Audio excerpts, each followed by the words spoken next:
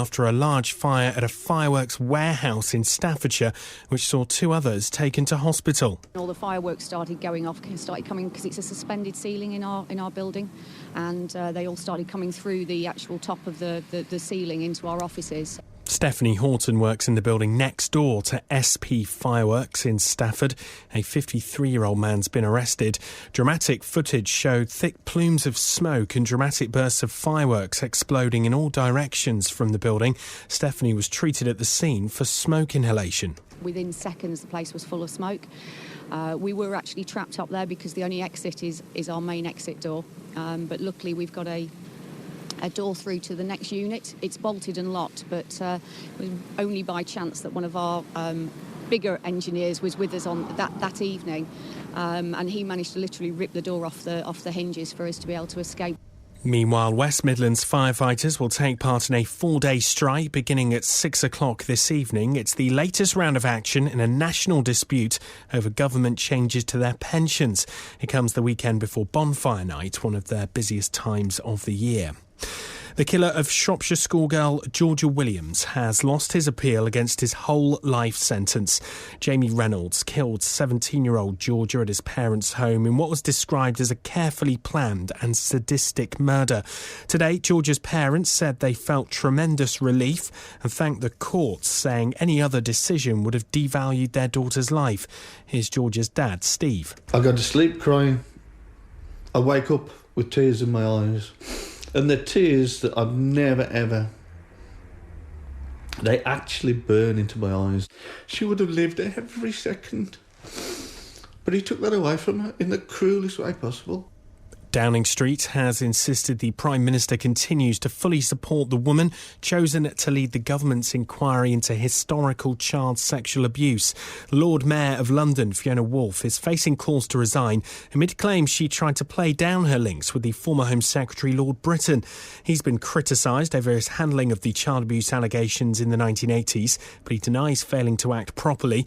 The National Association for People Abused in Childhood say Fiona Woolf can't remain as chair, and the MP for Yardley, John Hemming, who's campaigned on the issue, agrees. If you were having magistrates sitting looking at, or judge sitting and looking at a criminal trial, and the defendant was a good friend of theirs, would you think it's a fair process? And even if people will have to deal with things completely properly, the way our rules work, it's about how things are perceived by the ordinary person.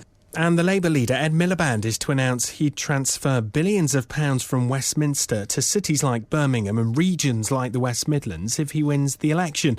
Labour says the money would allow local authorities to set their own transport fares or bring in payment systems similar to the Oyster card in London. Ed Miliband will be speaking about the plans live on Drive Time with Paul Franks from 4 here on BBC WM 95.6. Looking at the weather, some sunny spells this afternoon, unseasonably warm with highs of 21 degrees Celsius, 70 degrees Fahrenheit. Tonight, very mild but breezy with a few spots of rain, lows of 12 degrees Celsius, 54 degrees Fahrenheit. BBC WM 95.6 News. There's more online at bbc.co.uk/WM. That was fabulous. You think I'm just saying this because we're talking about praise this afternoon, but that was flawless, wasn't it? It was exquisite. Rob, I don't know what to tell you about that. Well, thanks very much. It's rare praise. It's a pleasure. Is it you and I together all afternoon? It will be, yes. If this doesn't win an award between now and 4, mate, then nothing will. When was the last time somebody said to you, well done, Rob? I'll get back to you. OK, all right, we've got a couple of hours. Shane O'Connor. On BBC WM. 95.6. The voice of Birmingham and the Black Country. I'll be honest with you, I didn't think it'd take that long for you to think about it. Seriously, we're talking about praise this afternoon. We're going to hear from a teacher a little bit later on. Shane O'Connor, by the way, sitting in for Iain Lee. Iain Lee has lost his voice. And I said, can't I just sit on his lap or something and he can whisper to me? I go, what's that, Iain? He goes, and we can do the show like that. Apparently they wouldn't pay for the two. It's either or. So I'm afraid you got me now for the next couple of hours. We're talking about youngsters being praised. Amazing story that's kicking around today. And if you've seen this, there's a suggestion they're praising youngsters, and you kind of think, well, surely that's what you do, isn't it? If you're bringing up youngsters, if you're teaching youngsters, you praise them, you say, well done, you keep going with that kind of thing. But they say, no, that isn't the way to get the best out of youngsters. We'll talk to a teacher, but I want to hear from you on the show this afternoon.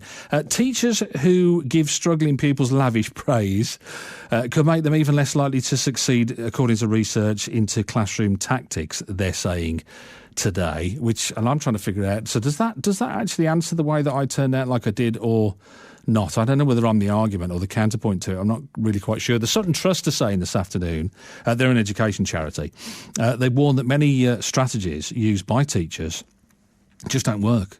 So, this idea of giving you big ticks and smiley faces, and don't they do like gold stars? I haven't got kids, so I don't know, but don't they do like gold stars and smiley faces and put notes on and all of that kind of stuff to kind of make youngsters a little bit more sort of clued into to what they're trying to achieve? Does that work? In your experience, does that work?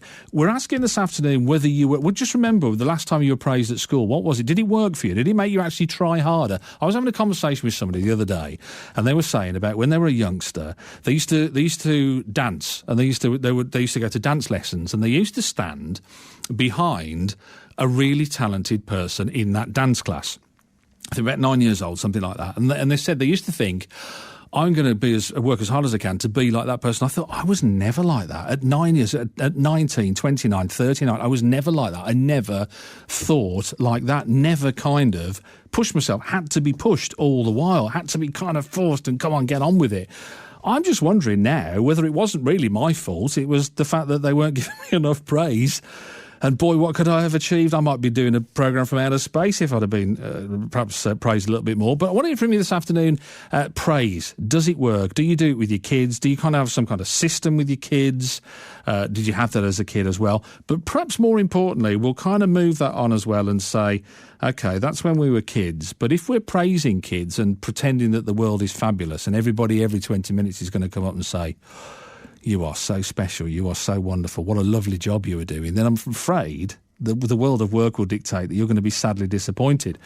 So we're asking the question, have you got a boss that actually praises you? Maybe you are a boss. Maybe you're very keen on doing that. And are there better ways at praising people? Some are better than others. I've got this real pet hate. You know when they do the newsletter things? And they're doing by email now, don't they? And they say, oh, we had a great week this week and so did really well at doing that and such. And you kind of read these things and you think, well, that's their job. Why are we... It's a bit like getting an award for doing your job. Why are you praising them for that? And what about me? If you praise somebody, if you name somebody and you go, thank you to so-and-so for doing that, then what about such and such is getting... They're sitting there thinking, well, why are you praising them? You've singled them out for praise and you haven't done it for me. Love your thoughts this afternoon. 03453 009956 is my number. Joe's with us. Ian's producer is keeping me on the straight and narrow between now and 4. If you want to send me a text, 81333, start your message, WM. Love to know your thoughts this afternoon on praise for youngsters. The other one we're going to kick around as well, and we're going to do lots between now and 4 anyway, but the other one I wanted to sort of just mention briefly as well, because I don't know if you've got a thought on this. I don't know if you've seen the story in Birmingham where a club had to apologise for holding an Ebola party. You do wonder how they ever sit down at a meeting and think, that's a brilliant idea. Why haven't we thought of having an Ebola party sometime previous to this? A Birmingham nightclub has had to apologise. They said it was a huge error of judgment.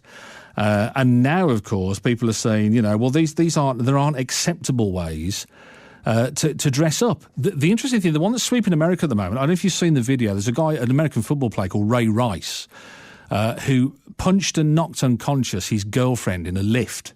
And there's a video knocking around as well. And in America, at Halloween parties, people were going to go dressed with Ray Rice shirts on to kind of make an ironic point. But they're saying, no, it is in really bad taste. Is there a line in terms of dressing up? Is there a line that we just shouldn't cross? I want to hear from you on that one as well, 03453 009956. For example, when did it not become okay to go to a fancy dress party as Hitler?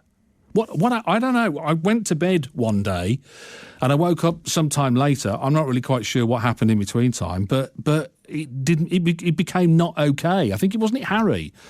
Prince Harry, who went to a party dressed as Hitler. Now, I grew up with Freddie Starr on a Saturday night, running around in shorts and a Hitler uniform and wearing Wellingtons. And then all of a sudden it wasn't okay. When did that happen? And where is the line for taste and decency? Because the things that you might like and you might think are okay, I might think are disgusting. So where do we go with that one? 03453 009956, my number. 81333 on the text. You need to start your message WM.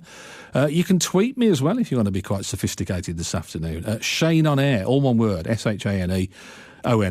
Shane on Air, if you want to send me a tweet this afternoon as well. Love to hear from you. Now I know Caroline's been doing scary music this afternoon. It's all I got left. I haven't got anything else left. She's used them all.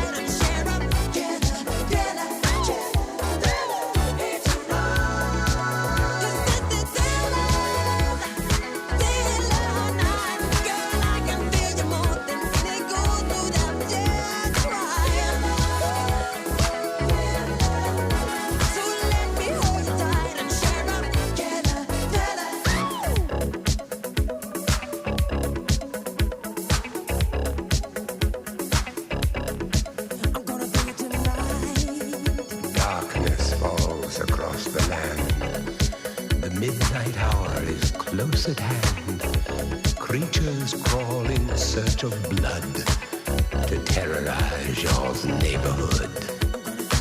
And whosoever shall be found without the soul for getting down must stand and face the hounds of hell and rot inside a corpse's shell.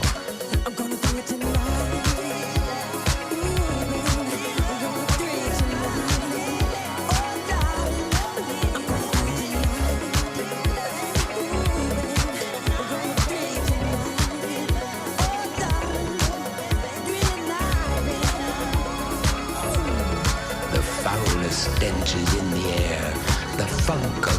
40,000 years, and grisly ghouls from every tomb Oh, yes. are closing in to seal your doom. And though you fight to stay alive, your body starts to shiver, for no mere mortal can resist the evil of the thriller. He wanted Kenneth Williams, you know, but he wasn't available. 16 minutes past 2. Good afternoon. Shane O'Connor sitting in for Iain Lee. Shut the door behind you, will you? Thanks. Between now and 4 on the text. I don't mind if you want to get in touch, just abuse people. That's fine as well. On the text this afternoon, 81333, start your message WM. Simon says, Shane, I doubt Ian's lost his voice. He's just miffed and sulking. This is his show tomorrow. He's going to be cut short in the morning because of the Wolves Blues game, and he says that's probably why he's not. No, it's quite the reverse, isn't it? Because it's me tomorrow for that as well. And I thought, oh, that's a half an hour off as well. I can sit and listen to the game on BBC WM. So yeah, I hear what you're saying, Simon. I think the logic is flawed. 81333 on the text, start your message WM if you want to be part of the show this afternoon. We're talking about praising youngsters. And whether it actually works, whether it's a good idea or not. I mean, I suppose you have to have some level of praise, don't you? And were you praised as a kid? Did it work for you? Did it motivate you? And just think back. And everybody's struggling with this question. It's quite interesting. I'd probably struggle with it as well. When was the last time somebody praised you at work and said, well done, top job, really good job? Love to hear from you on the show this afternoon. 03453 009956. And it's often said that a little bit of praise goes a long way, doesn't it? But this new study out today suggests that lavishing praise on underachieving pupils is unlikely to help them improve in the classroom. It's research commissioned by the educational charity, the Sutton Trust, and they suggest that children who get lots of praise often feel that teachers have got low expectations of them. Oh, I get it, I see. Professor Robert Coe is one of the authors of the report. One of the things that the report says is good is having high expectations. And one of the things about high expectations is that you're never quite satisfied. You know, you're always wanting people to do a bit better. And so for a teacher, that's a really hard balancing act between, wanting children to feel good about what they're doing, to feel competent and able to have a go, but also never being completely satisfied. Tom Manners is a maths teacher and joins us on the line. Hi, Tom. Good afternoon. Is it maths or math? Oh, God, don't you dare say math. Is it? That's Americanised. I don't like it one bit. I'm sorry, sir. I tell every child off. It's on the front of their book and it says math. I will immediately take a big ink pen and put big S. OK, I'll do my lines. I'll start doing my lines now. I'll get them underway. Well, I think that's about right. What do you think, Tom? What do you think about this idea? This is the Sutton Trust saying that and they're saying particularly with underachievers, with youngsters who are not doing well, they're saying don't praise. Praise can often be misconstrued by the student. It's whether you're giving praise for very little details, something you expect them to do. Now, listening to Professor Coe then, he was saying about the high expectations, and that's the right thing. If you're giving praise for just the tiniest things, which you think they should be able to do already, then it's pointless. I was trying to think of an analogy, and imagining standing in the studio with you now, and if I was the boss and I was watching your show and I was telling you what you're doing right and wrong, if you asked a really deep and interesting question, I'd be, great stuff, because that's kind of the top things you do. However, if you press the button in front of you that says go for the next record and be praised for that, you'd be like, well, why am I being praised for that? That's easy. Okay. And so praise can be over-delivered, because if you're giving it for just the tiniest of details, it's pointless. It's a waste of time, and as the report suggests, well, if you're congratulating me for doing this, that's low expectations. You know, I can do that. That's simple. So, praise me for hard stuff. As a teacher, then, all the while you're constantly you're looking at performance and you're trying to make an assessment as to where that child is in terms of progression. There's all sorts of studies about what the most effective things you can be doing as a teacher are, and one of them is student-teacher relationships. And with that in mind as well, it's having knowledge of your class. So yes, with all the assessment that teachers have to do, you have to know what your class is capable of, and hopefully every individual as well. So why I might praise one pupil for getting a quadratic equation correct, and I'll be testing you shortly. Good luck with that. Yeah. And if I might ask another pupil to demonstrate what a half is. And, of course, I appreciate their different abilities, and so I praise the one for achieving something above where they usually are, because they deserve it for that.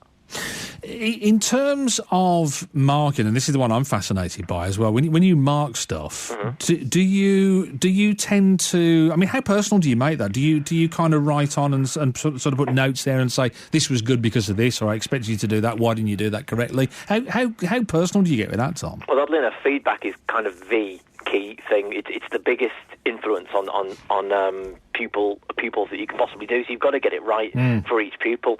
Some pupils would prefer maybe a conversation.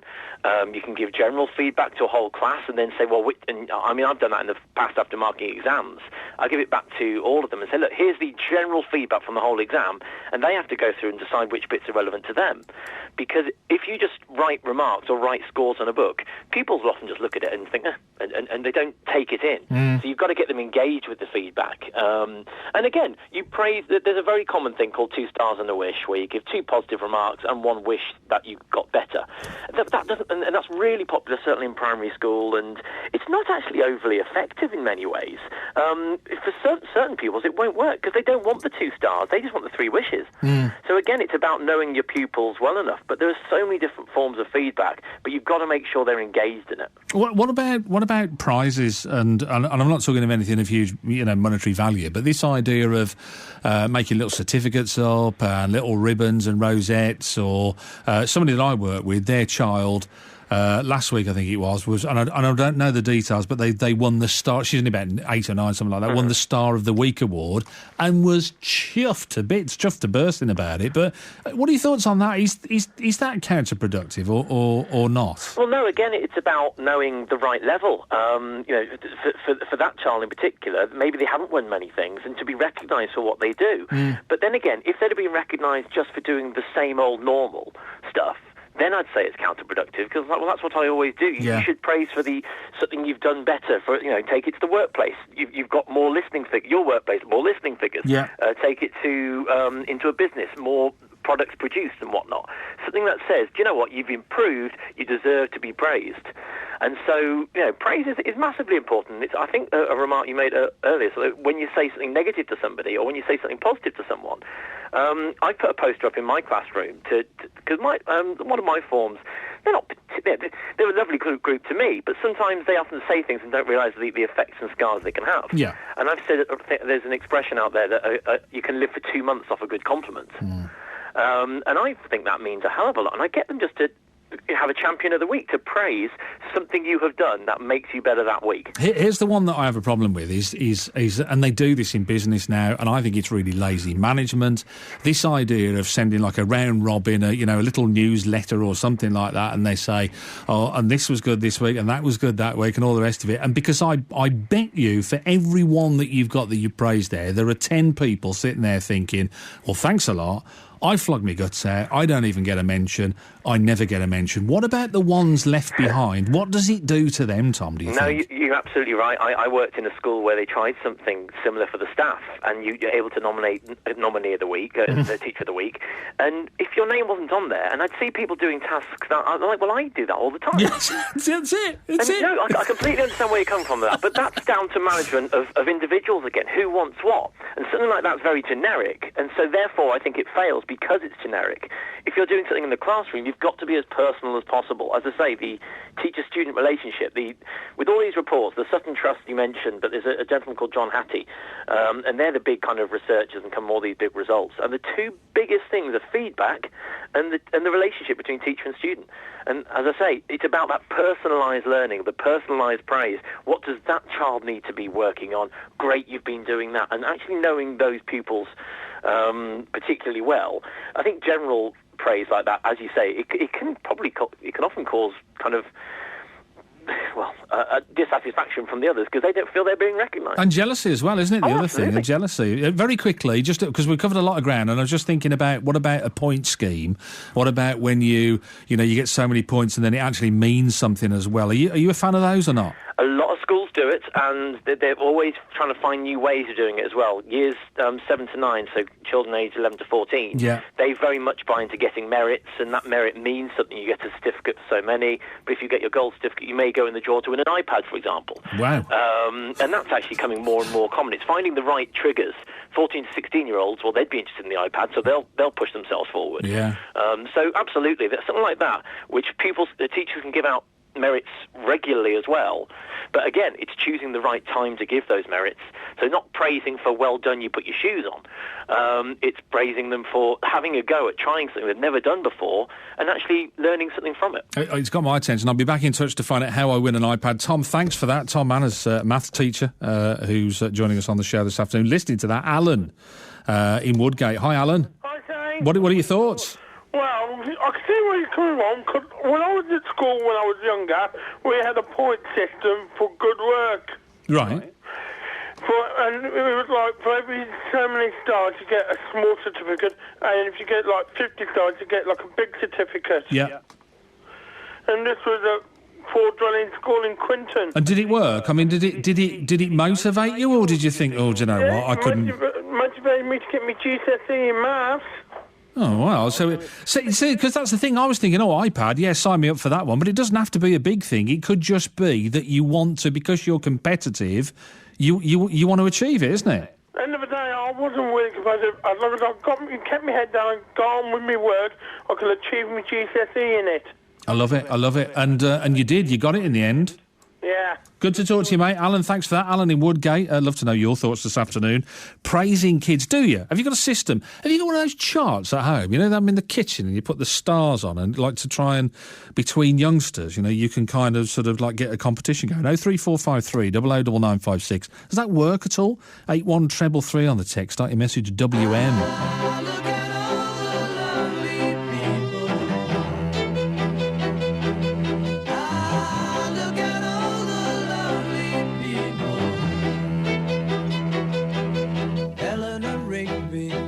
Up the rice in the church where a wedding has been.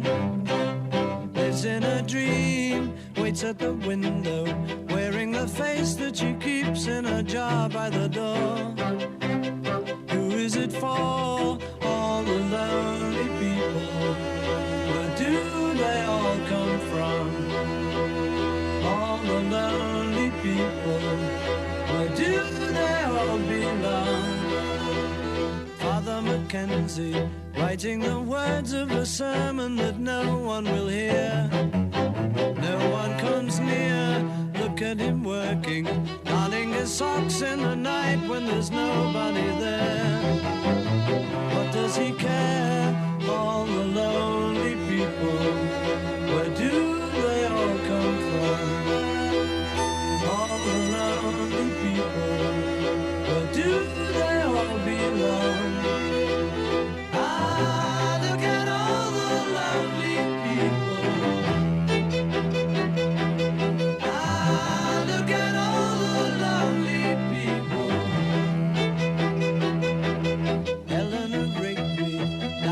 Church and was buried along with her name.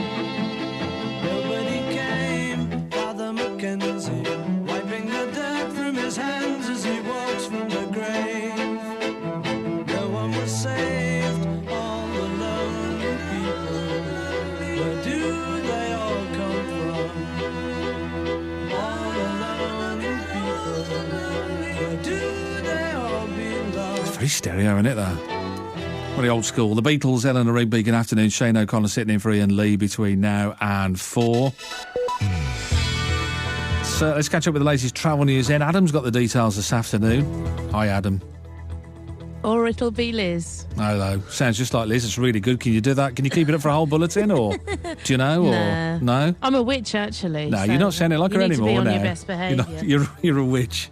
Yeah. I've heard people call you worse than that, actually. Just Liz, I'm sorry. Getting off their nose, really, isn't it? They lied to me. What can I tell you? I can't see you quite from where I am, and they said they promised me. It was. I don't want to name names because I don't want to get Joe Tidman into trouble. But you know, they promised me. So here with the travels, Liz. I've been here all week. Go on, how are we looking? Shane, it is looking very congested. There's Friday afternoon traffic to contend with, but in Handsworth, Holiday Road is still shut in both directions. Police are dealing with an incident between Tuke Park Road and Soho Road, the A41. As you make your way onto the motorways, the M5 going north is heavy from junction 2 at Albury, trying to get onto the M6. The M6 congested southbound between 10 and 9. The A454 Wolverhampton and Walsall exit to the Wensbury turn, and the A461. Northbound in the roadworks, you'll find it's a bit congested on the M6 as well. And on public transport, still this ongoing problem with the trams. The service is suspended between Wolverhampton, St George's and Wensbury Great Western Street. This is because of overhead line problems. If you can update us, 08453 002288. I love Fridays. The voice of Birmingham and the Black Country. BBC WM 95.6. Everything runs so smoothly. Let's get the latest news headlines this afternoon. Here's Rob Mayer. Good afternoon. Fire crews say they could be at a fireworks warehouse in Stafford until the middle of next week. 2 people are still missing there after a blaze last night. A 53-year-old man has been arrested. Meanwhile, firefighters across the West Midlands are preparing to take part in a 4-day strike from 6 o'clock this evening. It's the latest round of action in a national dispute over government changes to their pensions.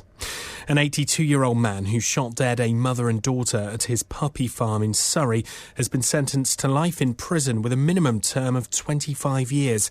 John Lowe killed Christine Lee and Lucy Lee on the 23rd of February. He was found guilty earlier this week. And a Birmingham nightclub has apologised for what it's called a huge error of judgment in holding an Ebola-themed party. The Bar Risa building on Broad Street was decorated with fake biohazard tape and warning signs for a student party night on Wednesday. Looking at the weather, some sunny spells this afternoon, very mild for the time of year as well. Highs of 21 degrees Celsius, that's 70 degrees Fahrenheit. Any news yet on the last time somebody... I'm really worried about you now. I don't know if we need to get you booked into therapy or something like that. Do you know... Are you all right with it? Yeah, I thought about earlier this week. I'm not a very technical, mechanical type of person. Yes. I fixed a bit of the engine on our car, and my other half was very impressed. You're still struggling with work, though, aren't you? That's worrying me more than anything. I don't know. That's always a struggle. I don't know. I don't know. What did you fix, actually, by the way? That's pretty good. I'm quite impressed with that. I fixed something called the MAF sensor. I don't know what that stands for, but the car's running great now. That is pretty impressive.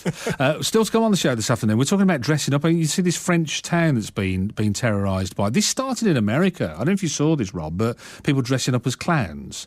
Yes. And just hanging about. They don't do anything. They don't attack you. They don't run after you or anything, but they just hang about looking sinister and clown-like. Started in California. I know Wasco was one of the towns in California that started it. And now the French are doing it as well. I was getting in the car going to work very early the other day and just thought I would freak out. I'd really freak out. I mean, I'm all right with clowns, but what are they trying to do to people? I don't understand it. Do you? I don't. A lot of people do find clowns quite difficult, don't they? It's nothing to laugh at, I'll tell you that. That's for... The Voice. The Voice. The voice of Birmingham and the Black Country. BBC WM 95.6. Seriously, we didn't, I promise you, but there you go. Yes, I don't know if you've seen this. Have you seen this dressing up? You kind of got us thinking as well, and Rob in the news there was talking about the nightclub in Birmingham that thought, it'd be a great idea. Why don't we have some kind of Ebola party? Because Ebola is a really funny subject to have a bit of a titter about, isn't it? And it's that whole thing of when it's okay to go and fancy dress and when it isn't. I don't know if you've ever done that. Have you ever been to a fancy dress party and you've gone? I always think of Only Fools and Horses whenever people say about, when they go to the funeral dressed as Batman and Robin, that epic episode where they don't know it's fancy dress. So is it a boy she didn't bother to tell him that it wasn't fancy dress, it was actually a funeral and the party had been cancelled. Always think of that. I don't know if that's ever happened to you. Ever been to a party? And all I'm looking at, if you look through the newspapers and look online as well today, is people dressed up. I'm looking at a picture of Guy Ritchie dressed as a giant teddy bear, which is something, I've got to be honest with you don't see every day of the week as well. Dressing up in costume. When is it okay to dress up in certain kinds of costume and then it isn't okay to dress up in others? I went to bed one day and woke up sometime later and it wasn't okay to go to a fancy dress party as Hitler. And I've been through this, if you're around kind of like the 50s or something, 50 years of age, you will be, like me, used to seeing people dressing up for laughs in a Nazi uniform. I mean, what's the difference between that and a low? Is there a difference between the two? Or Dad's Army? I'm not really quite sure what the difference is. But I don't know if you've ever been to a fancy dress party or ever dressed up and it just wasn't appropriate, or it didn't work, or you kind of just, really, really kind of got slated for what it is you went on. Give us a shout on the show this afternoon, 03453 00 9956. Still talking as well about praising youngsters. So we heard from a teacher there, Tom, the teacher, who was saying, about praising youngsters and about whether it works or not. And he was saying if you praise youngsters or praise people in general, I suppose this works for adults as well. But if you praise people in general for things that they think, well, yeah, I can do that, so why are you praising me for it? I don't understand it. Then it is counterproductive. Are you motivated by some kind of achievement chart or something like that? Are you competitive? And do you respond to that kind of stuff? Because for every person that is like that, there are probably one at least, or maybe two, who are not like that and kind of don't, really get motivated by being in competition with other people. Love to know what you think about that one as well. 03453 00 9956. As a youngster growing up, we never had. There was two of us, although there was a bit of an age gap between me and my brother. We never had any kind of competitive rounds in our house, if you know what I mean. Because what was the point? He was older than me. He was always going to win. It was like, and that's kind of give up. I think, why would I bother with that? Because at the end of the day, you're not going to do any good. So is it self sort of demotivating, or is it motivating in the end? 81333 on the text. Start your message WM to join us on the show this afternoon. And Shane on Air is where you can find me on Twitter, all one word, SHANE ONAIR, Shane on Air, if you want to join us on the show between now and 4 o'clock. We've gone distinctly un-Halloweeny, haven't we? I got my first real six string, bought it at the 5 and dime, played it till my fingers bled. Was the summer of '69. Me and some guys from school had a band and we tried real hard. Jimmy quit, Jody got married. Should've known we'd never get far. Oh, when I look back now,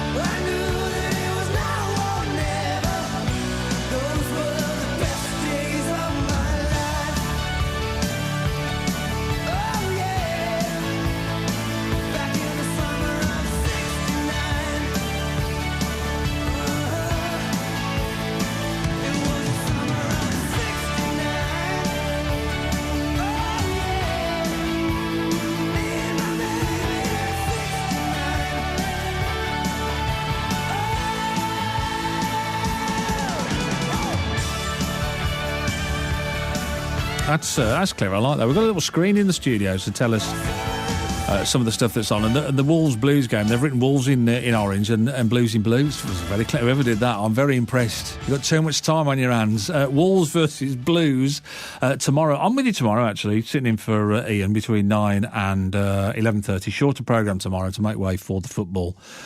This Saturday, tomorrow, of course, 11:30. You've got a special live text commentary. You can listen to the commentary and get the text commentary as well, which is quite clever. bbc.co.uk/WM.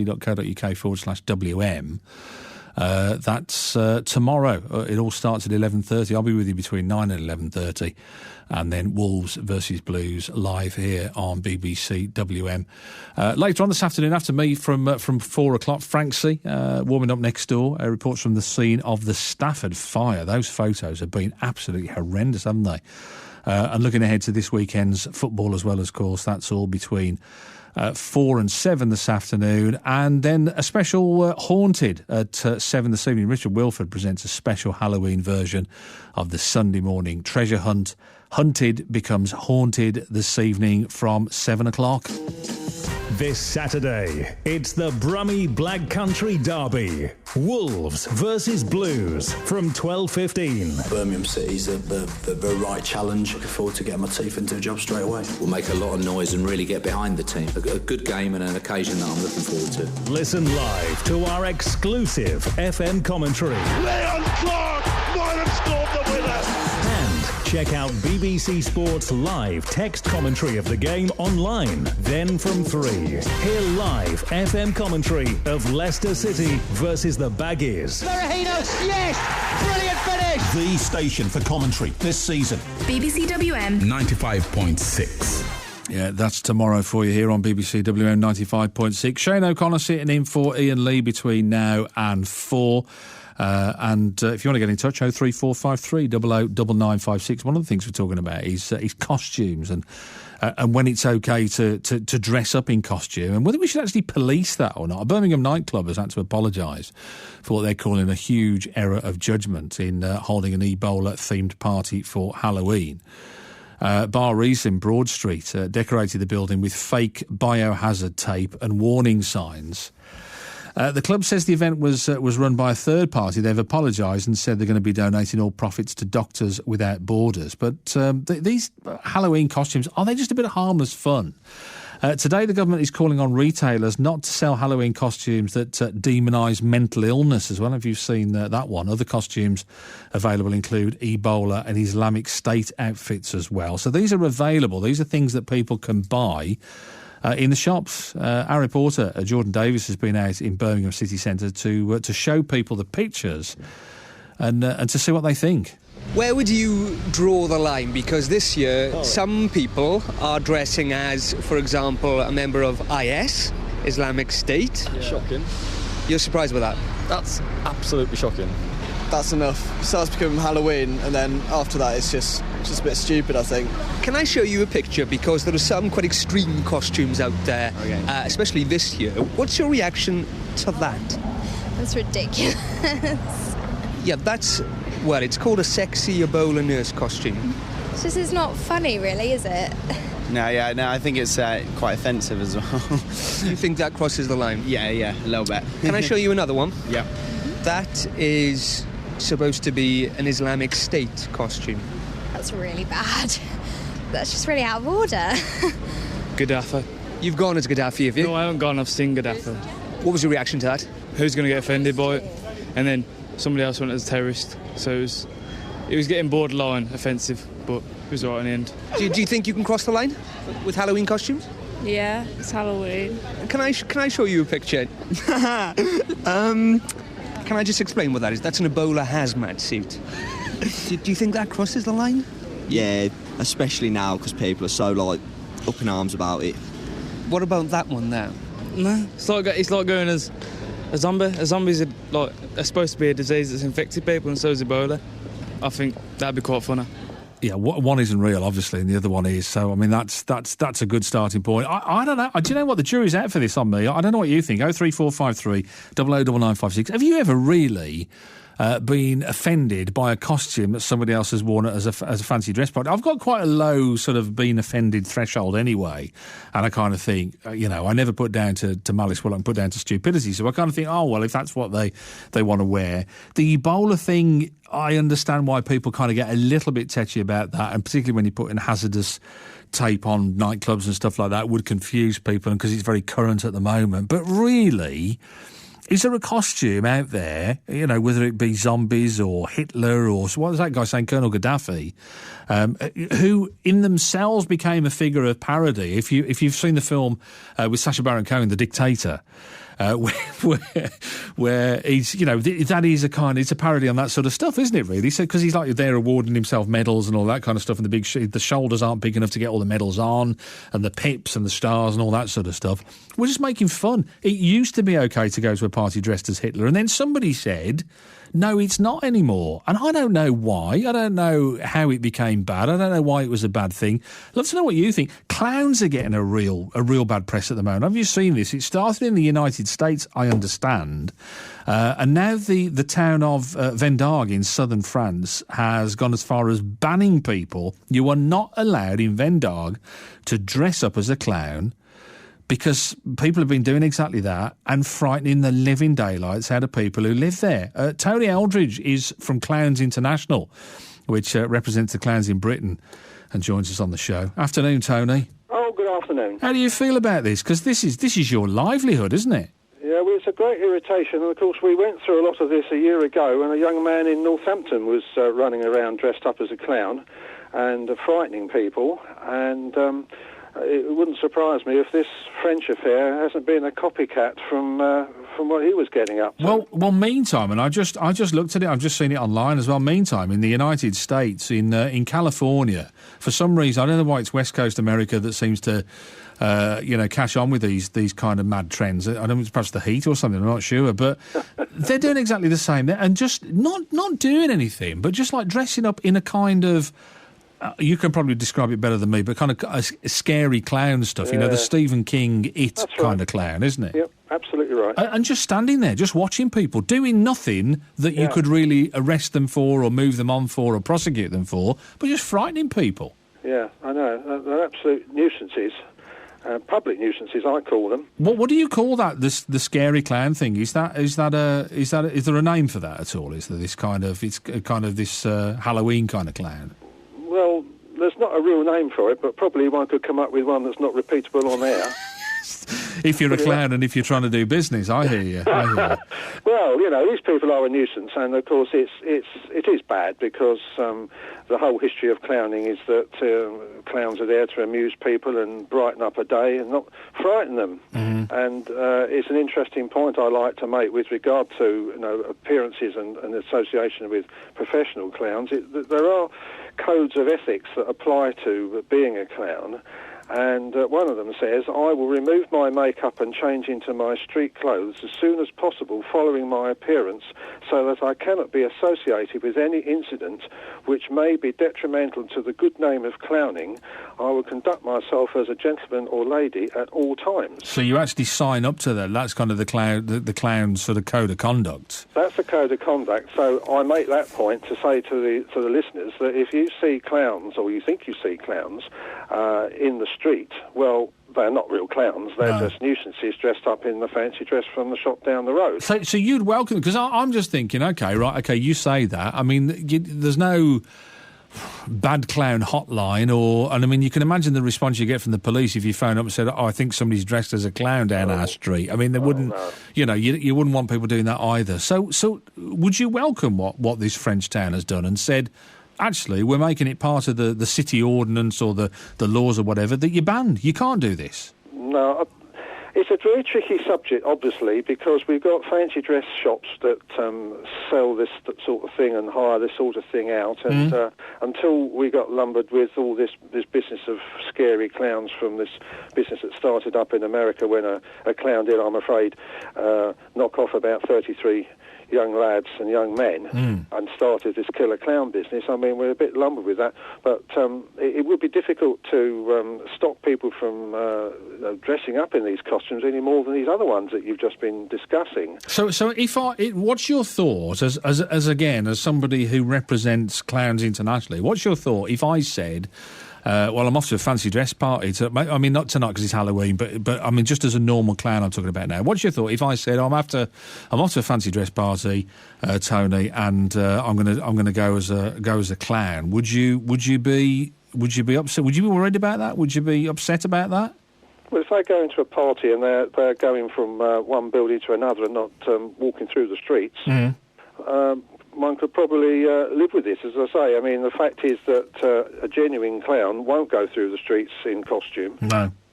Because of what I've just now said. So you are quite protective of the, for want of a better word, the brand, aren't you? You are fiercely protective of the indeed. The whole thing.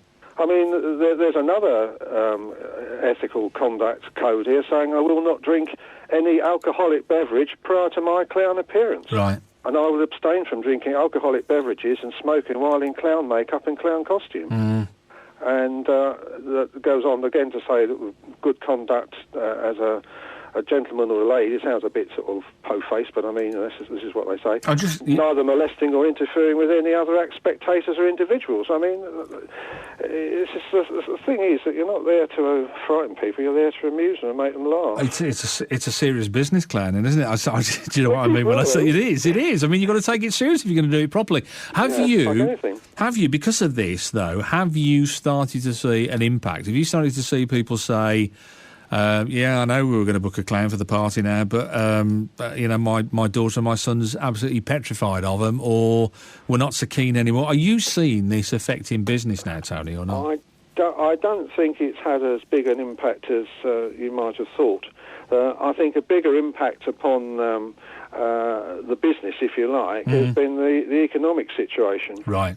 Because 10 years ago, there was a huge demand all the time for clowns to go to birthday parties and that sort of thing. Yeah. But when the financial crisis came along, it was noticeable that members were beginning to take fewer bookings because people just didn't have the money to pay for entertainers at parties. So where do we go with this then? Given on the one hand you're saying, look, I wouldn't want to see people being banned from wearing clown costumes. If they want to wear them responsibly, that's up to them. But on the other hand, us professional clowns are operating within a reasonably strict code of conduct, and so we know what the expectations of the public are, and we won't frighten people. Where if I could say to you, right, okay, you tell me what you want, Tony, and I want to sort this problem out for you guys. What would you like me to do? Could you think of where we'd go with this? Probably publicity from the point of view of just saying that this isn't considered acceptable behaviour. Because clown performers have got broad shoulders, and it's not really putting the business out of business. I mean, people still seem to like clowns. I've not encountered any problems when we've been having various events involving Clowns International, and I haven't heard from our members that they are being chased down the streets and being stoned by people who don't like them. No. Often, if you ignore some of these witless people, they go away because they like publicity. That's the first thing, they're publicity seekers. Yeah, I wonder how much social media plays in all of this as well, is because they then photograph themselves and stick it on. I'm afraid so. Stick it on Facebook or Twitter, don't they? Yes, I mean, there are the benefits to social media, but unfortunately it's also open to misuse. Yeah. And we hear about it quite regularly with people being nasty on Twitter. But, the thing is that as far as this country is concerned, there are Acts of Parliament. There's one called the Public Order Act 1987, and that's available to police to deal with any miscreants that are causing distress and one thing or another. That's a good point. I never even thought of that. Tony, going to leave you there. Thanks for that. Tony Eldridge from Clowns International, who represents clowns in Britain. Let's talk to Keith in Bartley Green. Hi, Keith. Hi, Shane. All right. Yeah, talking about costumes. I haven't spoken for a long time. I know. It's good to have a chat. Give me a call tomorrow morning. We'll do two for the price of one. Yeah. What have you got for me on costumes? I'm confused. I don't know whether I would feel indignant and outraged and all the rest of it. I don't know. What are your thoughts? On the general thoughts, no, but I'm going to be honest with you.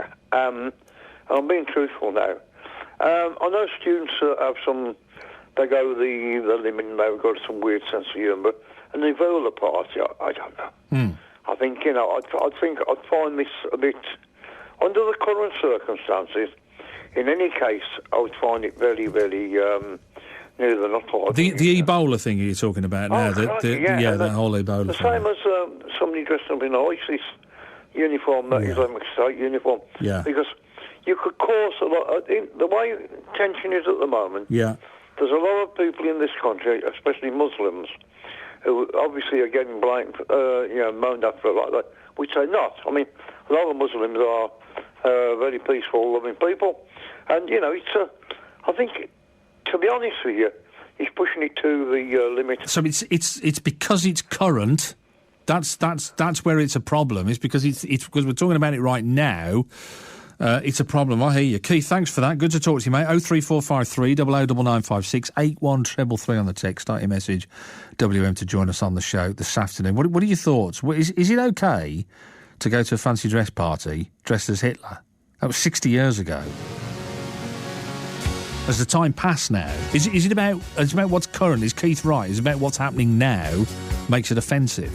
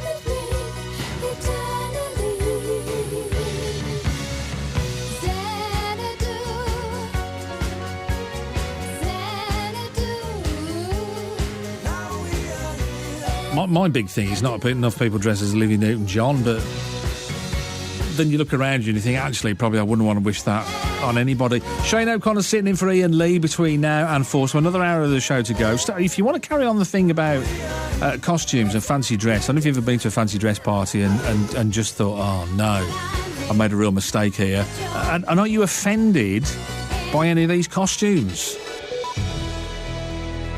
Let's catch up with the latest travel this afternoon. I'm just going to take a wild guess. Liz Saul's got the latest for us. Thanks, Shane.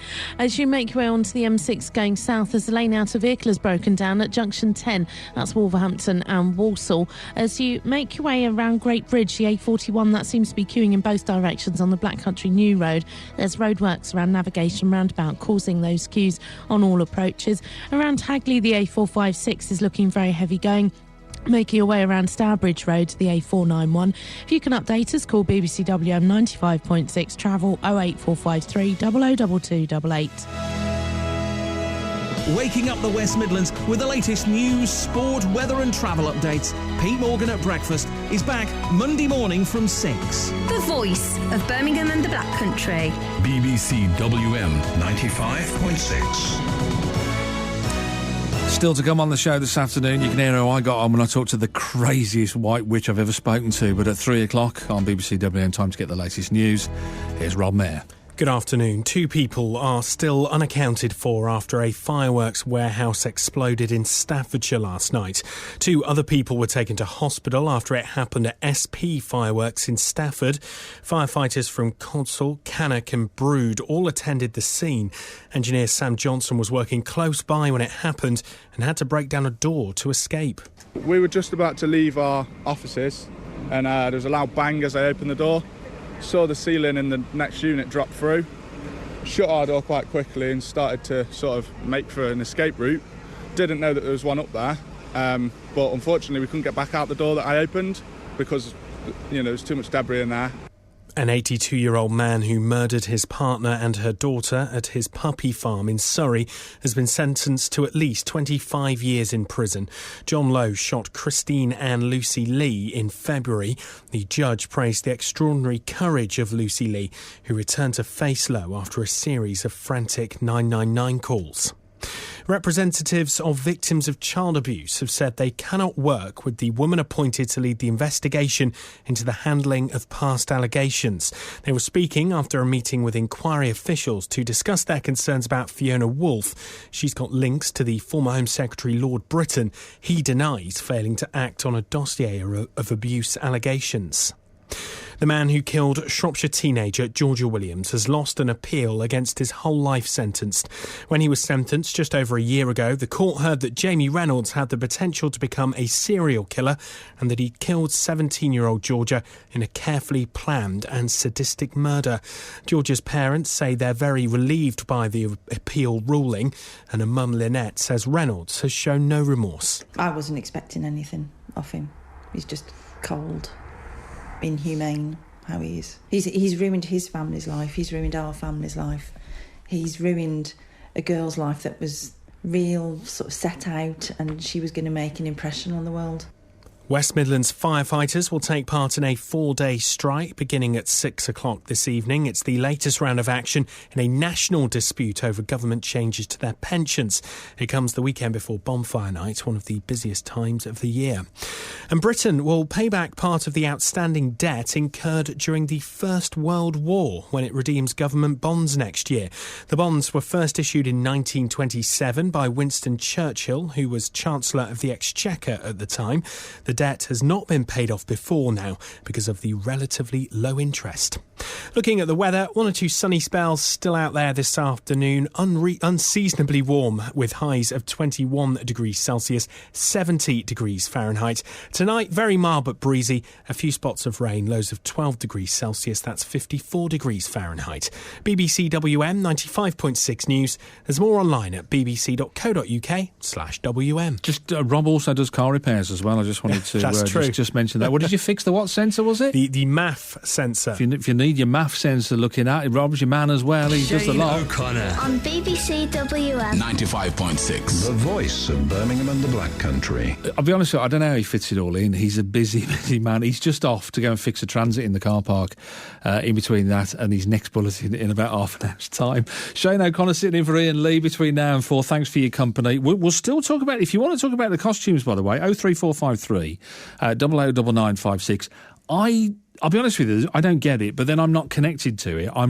It's not something that is in my face and offends me. I can understand why people get offended by certain costumes, but I don't really get it. Do you know what I mean? That's where I'm at with that. The whole, I was just having a chat with Joe, my producer, during the news, the whole Hitler thing, I don't know why it is now not acceptable. I mean, I get it. I get why people say, and because of what Hitler did and all the rest of it, but why it was not acceptable to parody that kind of evil and parody that kind of... When did parody become wrong to do?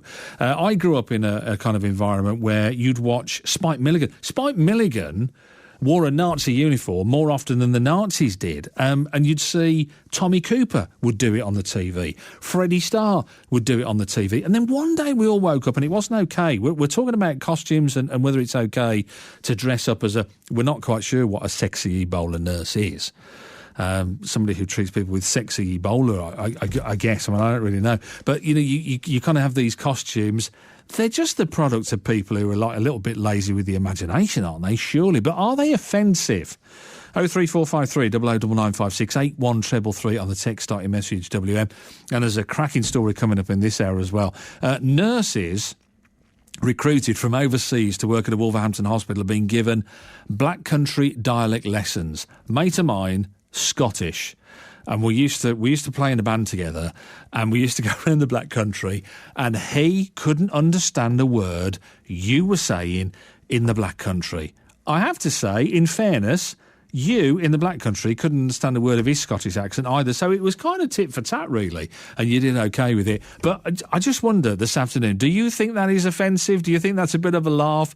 Do you think that overseas students, people coming from other countries to work here and work in the Black Country, need lessons in the Black Country dialects because we use other phrases? They're taught things like cake hole. I've got a favourite, and I don't know whether it's because I was born and brought up on the border.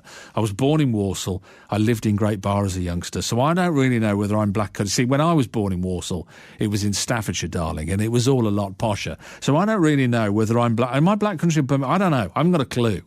Which one I would be if I was classed with either one or the other, so I'm not quite sure. If I want to be posh, I tell people I was in Great Barr, and if I don't, then I say it was Walsall. I don't know, or it's the other way around. I can't remember which way it is. But some of the phrases, I'm not sure whether they're Birmingham or Black Country, but I know what they're talking about with the whole Black Country phrase thing.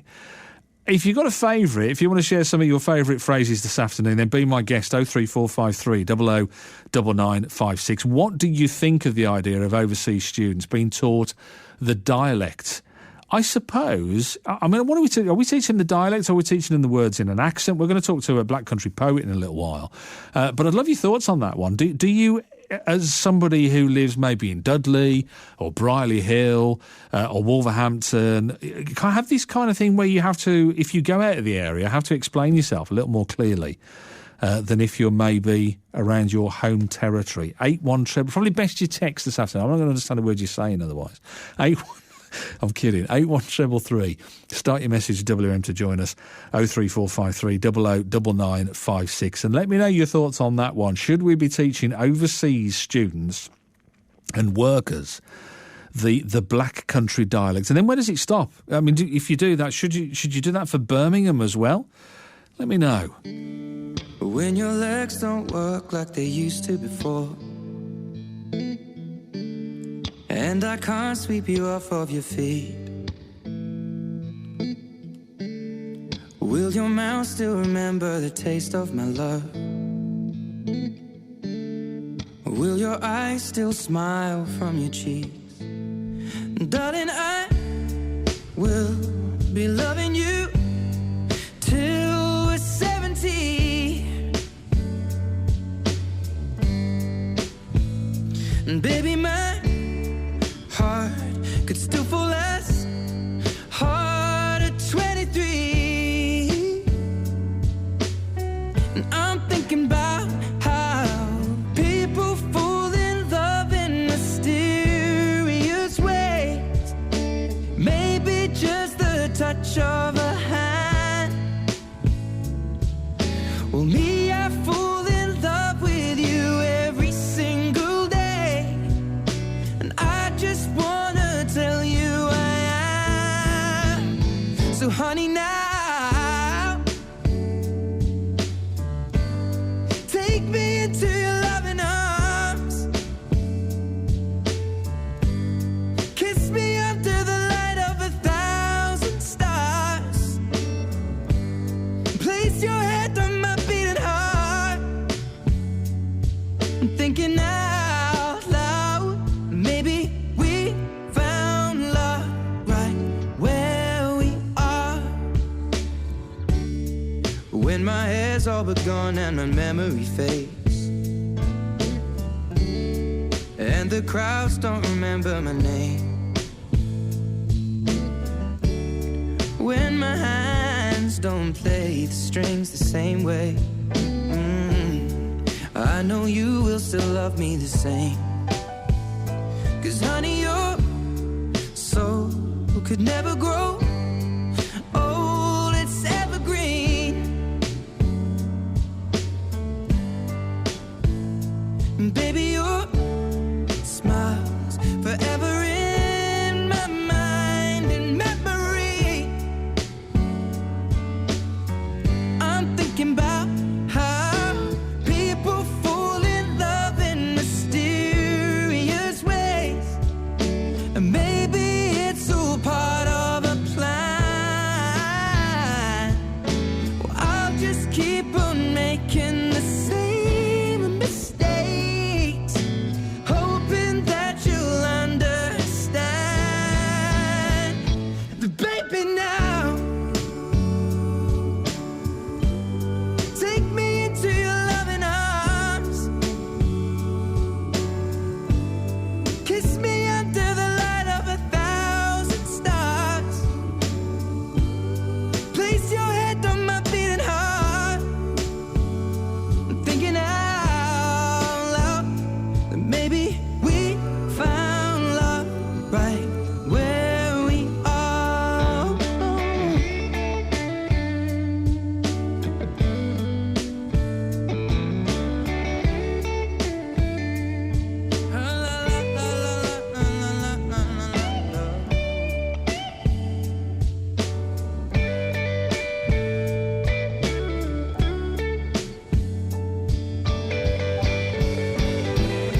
So baby, now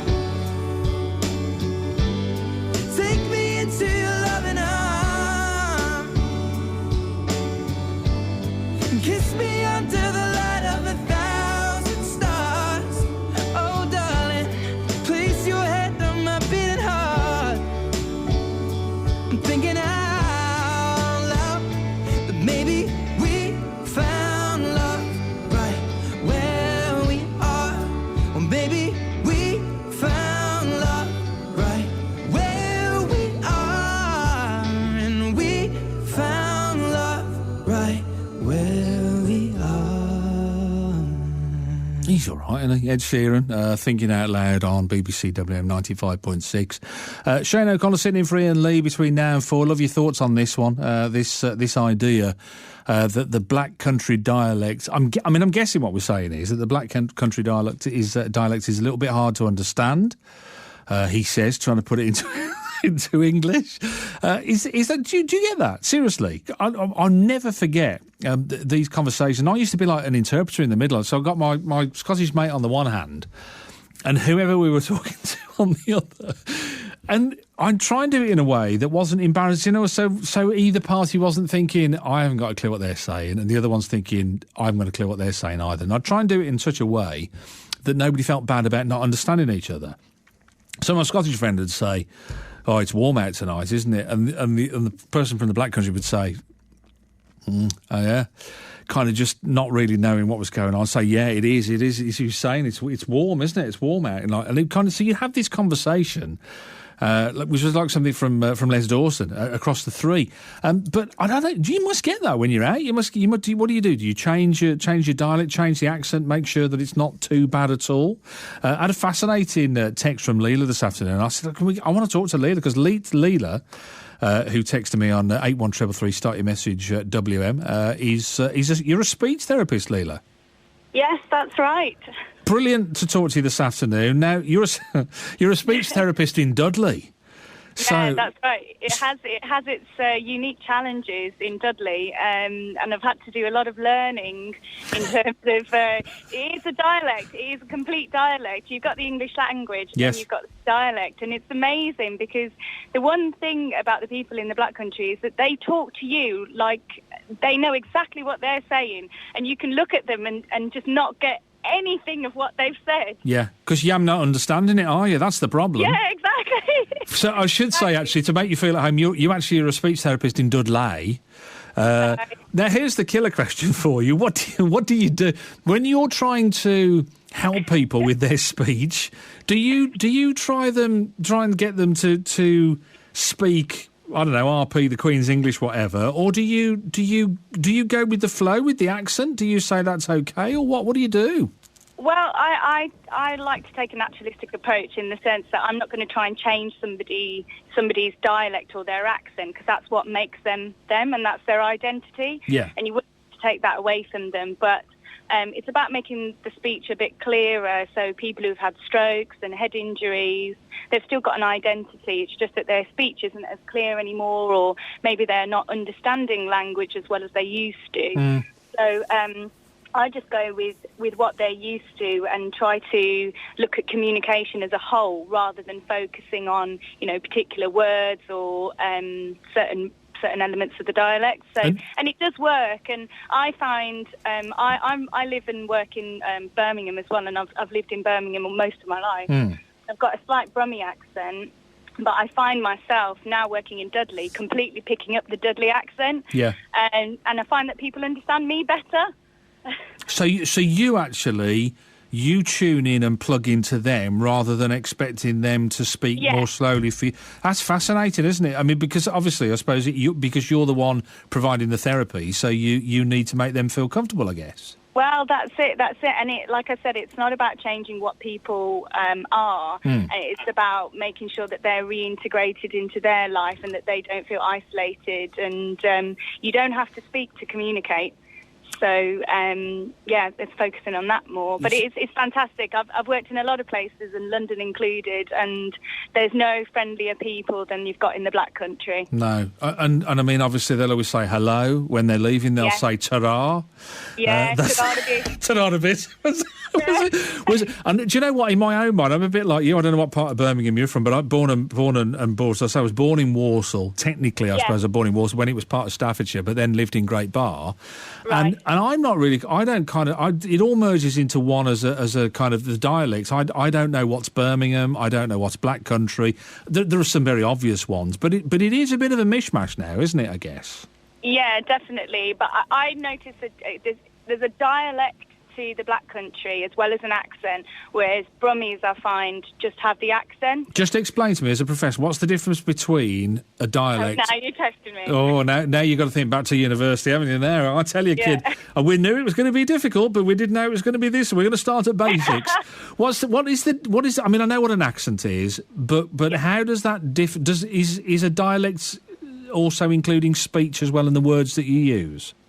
So, to me, a dialect, I mean, you'd have to look in the dictionary, definitely, but to I'll do it while you're talking. I'll have a look now. Go on. Yeah, a dialect, to me, a dialect is a modification of a particular language. So you've got, you've got English, but then a dialect will be, you've got the same meanings, but the words are slightly different. So there's a modification to the language, whereas an accent is literally how it sounds. Right, okay. I think... You've got speech and then you've got language, so two different elements of that. So we could all speak different... we could all speak English, but if you were from Newcastle, you'll have a different dialect and you'd use certain words that in the Black Country, you've got the same meaning, but a different word. I suppose dialects as well you're moving on to... phrases as well that are used, aren't you? I guess that it includes that. It's not just like it's like patois, isn't it? It's that kind of is dialectal rather than language, I guess, or it's the same language, but you can't understand it because it's heavily dialect driven. I mean, does that must in your work then? I mean, when you're trying to rehabilitate people, Leila, that can be a barrier for you, can't it? A dialect. Well, yeah, sometimes it can be, and language as well can be a barrier sometimes. But like I was saying, you could be completely mute and still be able to communicate. And there are people who lose their speech completely and aren't able to verbally communicate, but can communicate in other ways. So it's looking at speech and language make up communication, but it's looking at wider ways to communicate as well, depending on how much of your speech or language has been lost. So, while people are having a bit of a titter about this idea that New Cross Hospital in Wolverhampton they've launched an overseas recruitment drive, and as part of that, they're actually going to give people a crash course in the Black Country dialect. That to me, from what you're saying, that makes sense, doesn't it? Yeah, I think so. I think it can be quite sort of alienating initially because you're trying to get as much information as you can from people, and to you, it's like, you know, to the unknown ear, it's like being in a completely different country. How are you going to try and understand it? And ultimately, you're going to try and help those people, and you want to get as much information from them in as quick as time as possible, especially for the doctors and the nurses. So anything that can help that, yeah, go for it. Do you think, I mean, is there a fear for, I don't know whether it's a fear of offending or upsetting people or whatever, is there a fear to say to people, I'm sorry, I don't know, what's that? And then, because, I mean, I do that all the while. If people say a word to me and I think, well, I never heard that one before, and I'll say, what was that you said there? And that in itself provides an interest in the individual. So I don't see that as I see that as a positive rather than a negative. I mean, you must do that all the while, mustn't you? And say, because I'm just looking at a list of some of the names. Some of them I know, and some of them I've never heard before. Our best is how are you, and like how you been, I suppose, is a derivative of it. I've never heard of that, and I just, if somebody said that to me, I'd say, go on, no, sorry, I didn't understand that. Do you do that as well? Yeah, I think it's better to be honest than to just nod and appear like you understand what's going on. Yeah. And I think then you know, and then you don't have to ask again, and then you're not missing out on something, because ultimately that's what you're interacting with the person so that you can help them. And if you can't understand them or understand what they're trying to say, then you're not helping them. All right. You didn't know there was going to be a test before you came on the show this afternoon, and I really feel bad because you sent me a fabulous text, and I just said to Joe, I said, can we talk to Leela, because I think she could add quite a lot to the conversation. And then I thought, oh, now we're testing you. So here you go. Do you know the definitions of the following words? Shout them up if you do. You ready? Yeah. Blart. That's cry. Well done. Bossed, as in I bossed it. I broke it. Broke it, well done. Boston, obviously we all know that. I'm very good, yeah. Here's one, chobble. Chobble. Is that chew or eat? Very, very good. That's I remember, and it was an uncle that I had, years and years ago, long gone now, God rest him, but he used to refer to sweets as rocks. And right, yeah. And it was, don't chobble your rocks, which... I'm going to use that one. Seriously. Collywobbles. I've got the collywobbles. The shivers, I think. Yeah, kind of not feeling very well, isn't it? He's Jed. No, I don't know about that one. You need to learn that one. He's dead. Oh, right. Yeah. That could seriously hamper your work, couldn't it? and a nuss. No idea. Which is really just accent thing. I think he's a nurse, they're saying here as well. No. Finally, your wazzin. Do you know what I've never heard of this one in my life. Oh, yeah, I've heard this once. Is it the throat? Well done. Well, Leela, I'm so impressed, mate. I think you've done really well this afternoon.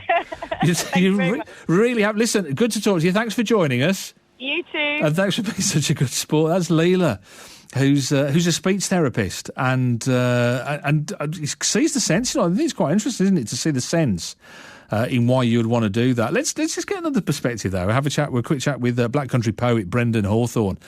Joins us on the show this afternoon. Hi, Brendan. How been you? I'm Boston. I have to say, I'm hoping you got all of those right. You're on Trust now. Did you get all of those? Of course I did, yeah. If the previous caller needs a really good book, I've got a book out on it, so, you know. She's fab. I thought she was really, as a speech therapist, and she's saying, she kind of really goes the extra mile to make people feel comfortable with it. Do you know, there was a couple in there I'd never heard of, and I thought, as a lad who was born in Walsall many years ago, I should have done, shouldn't I? Well, here's one for you. What about if you forgot your gamp? Is that... I'm tempted to say the one that my dad uses all the while, which I think maybe is that an Irish thing, the Gansey. Your Gansey, is that a similar kind of thing? Not your jumper then, no? No. You need a gamp when it's raining. It's your umbrella. Your gamp. What the heck's the origin of that one? Where does that come from? I've no idea. It's just pure old black country. That's what it is. Your gamp. No, I've never heard of that. I tell you one, and I don't know whether it's Black Country Birmingham. I know you joined us a bit late, Brendan. I don't know whether you heard that being sort of part Walsall, part Birmingham. I'm not sure which is which. And I don't even know if it's a Midlands thing, but we used to say in our house all the while, it's Woking. Meaning that it was large.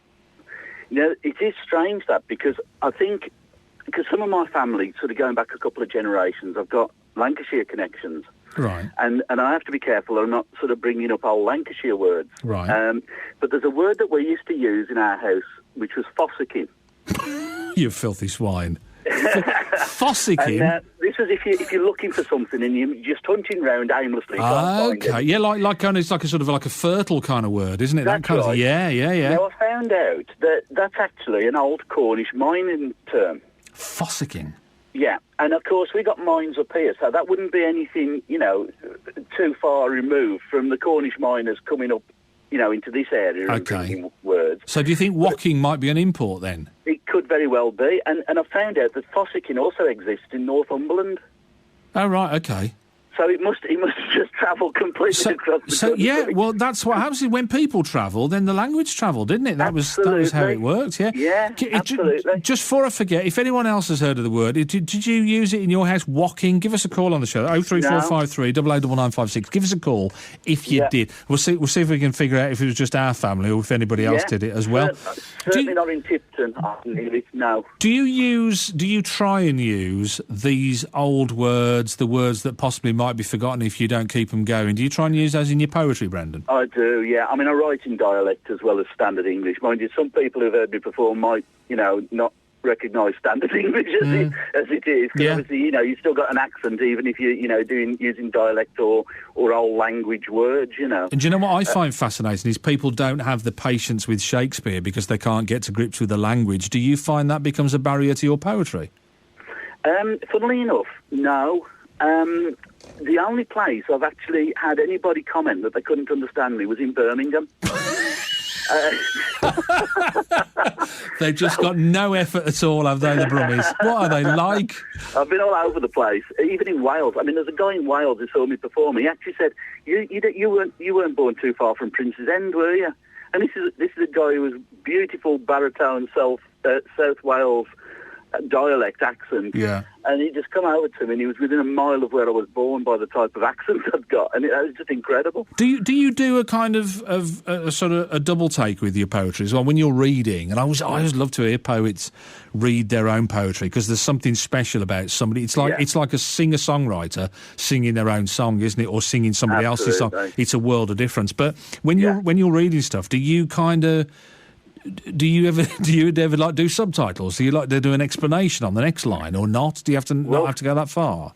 Funnily enough, I always ask people if they have problems with it to come and talk to me because I think the most important thing is that we talk it through, and people go away knowing a little bit more about the region and its traditions and its language and everything else. So I'm really up for promoting the region. But on the other hand, I mean, I've written a song which starts off with, "We say our bist and our dust, you bin your bay and it's bust." Right. And I just say this is for anybody who's from out of the area. Yeah. And immediately it's just a crash. The whole thing is a crash course in Black Country dialect in 4 verses. Do you know what? Do you know what strikes me about that as well is the rhythm of it. Yeah.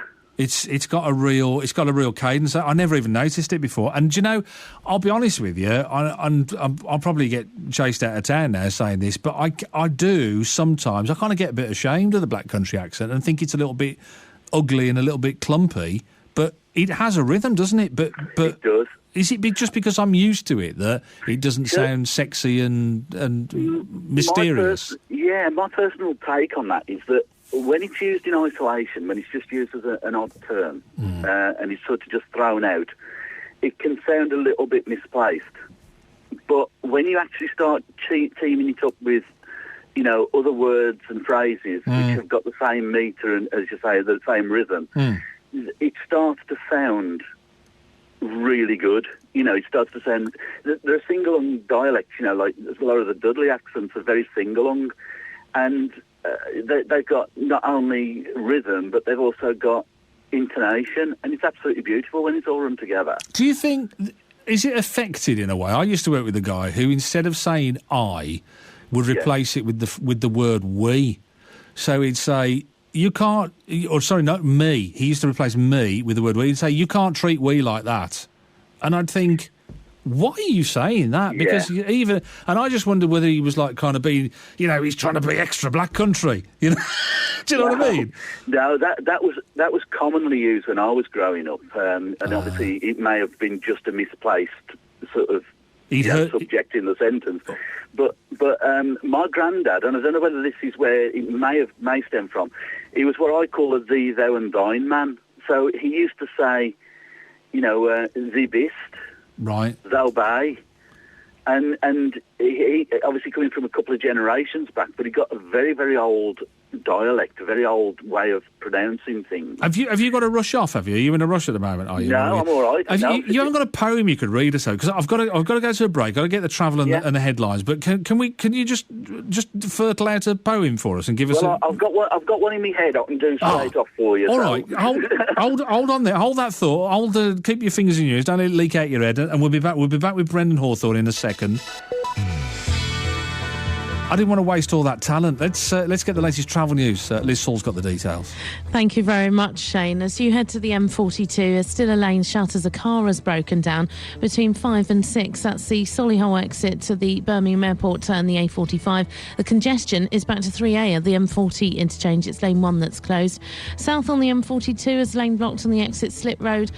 Trying to get onto the M5 heading north, a vehicle has broken down there, and that's causing quite a bit of congestion. The M5 itself is heavy going as you head north trying to get onto the M6 and the M6 southbound. Very slow going, not helped by a vehicle which broke down earlier at junction 10. Although it was cleared out of the way reasonably quickly, the congestion is back into the roadworks around junction 12, so 12 to 10 is looking very slow. Holiday Road in Handsworth still shut. Police dealing with an incident around Marifat Lane causing some disruption. It's queuing on the A41, the Black Country New Road in both directions around the A461, and navigation roundabout not helped by roadworks. If you can update us, 08453 002288. The voice of Birmingham and the Black Country. BBC WM 95.6. Thanks, Liz. It's 29 minutes to 4. Let's get the latest news this afternoon.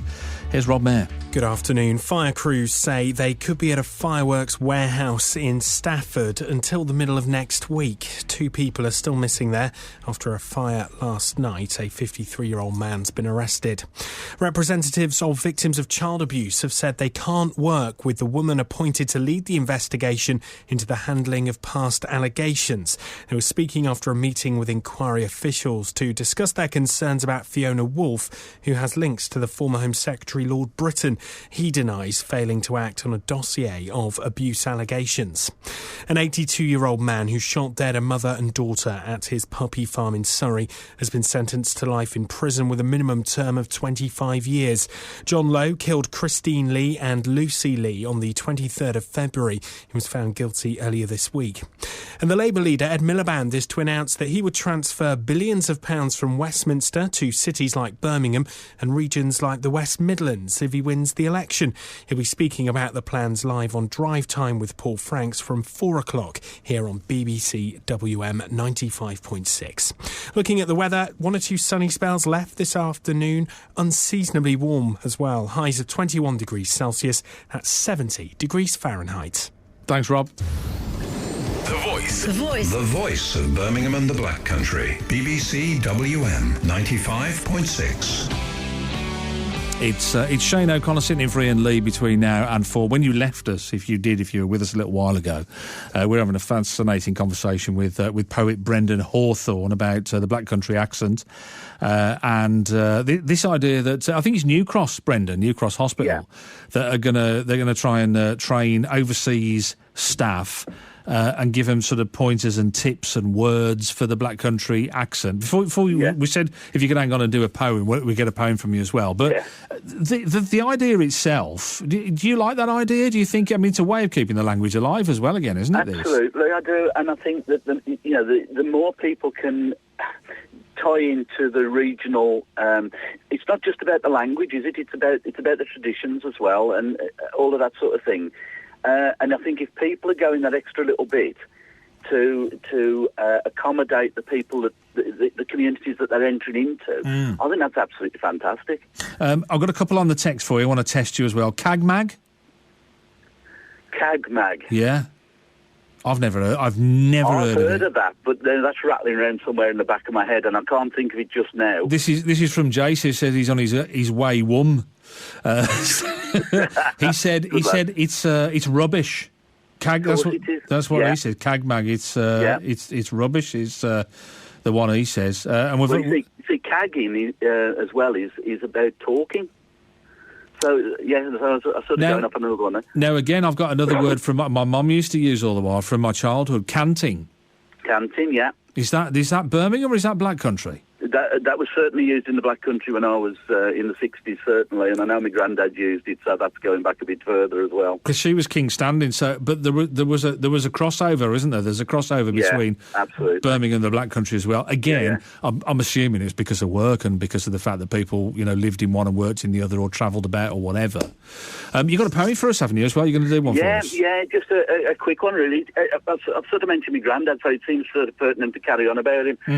He was a glassblower at Stevens and Williams, and he died half spike funny. My grandfather was 90 odd when he died, and he died half spike funny. They see a doctor till he was 84. All as fighting fit he was, but he died look after himself, not a bit on it. He was a glassblower, 55 years loyalty, Stevens and Williams off Lower Church Lane, Tipton. When he worked days, he'd be at 2. Saying he'd been drinking with the Prince Regent, or in the Prince Regent, I can't remember now. But he'd sit there waiting for his dinner, his bald head glowing like a furnace fire. And as he finished the last mouthful, he'd send me to the shops for his fare. He'd say, go to the shop, Woolest. Bain't a going out cry, chat. Yow, Bing, get yourself some suck on the way.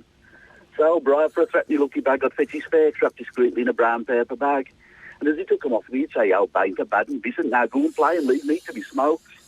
So off I'd go to the bottom of the garden, sitting under the lilac, sucking on a toffee as hard as a rock.